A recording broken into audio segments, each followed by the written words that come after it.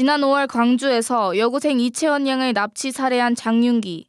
경찰 수사 단계에서는 장윤기의 단독 범행으로 파악되어 사건이 검찰로 송치되었습니다.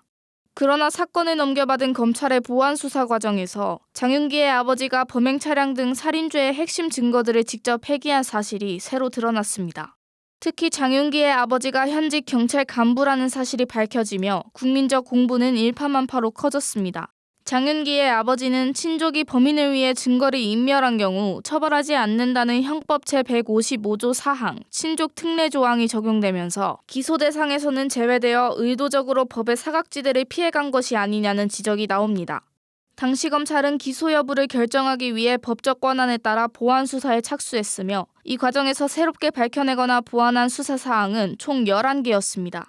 장윤기 아버지의 증거인멸 혐의를 포착한 것과 그에게 수사 정보를 흘리고 증거인멸에 가담한 담당 강력 팀장을 구속 기소한 것 등이 이에 포함됩니다. 이에 대해 일각에서는 검찰의 보안 수사권 폐지가 이런 중요한 사건의 증거 수집 계기를 막게 되는 것이 아니냐는 목소리도 나오는 반면 정치권에서는 검찰의 보안 수사권을 축소하거나 폐지해야 한다는 주장이 제기되고 있습니다.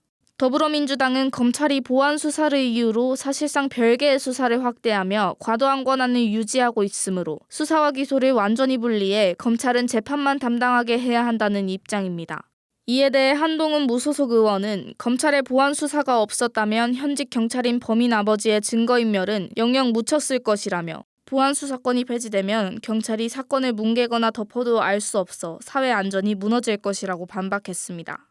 이처럼 검찰의 보안 수사가 폐지될 경우 은폐된 범죄를 찾아내기 어려워질 것이라는 우려와 검찰의 권한 남용을 막기 위해 수사 구조를 개혁해야 한다는 여야의 의견이 대립하고 있습니다. 이번 장윤기 사건을 통해 수사와 기소의 분리라는 쟁점 속에서 검찰 보안 수사권의 범위와 역할을 둘러싼 사회적 논의로 이어지고 있습니다.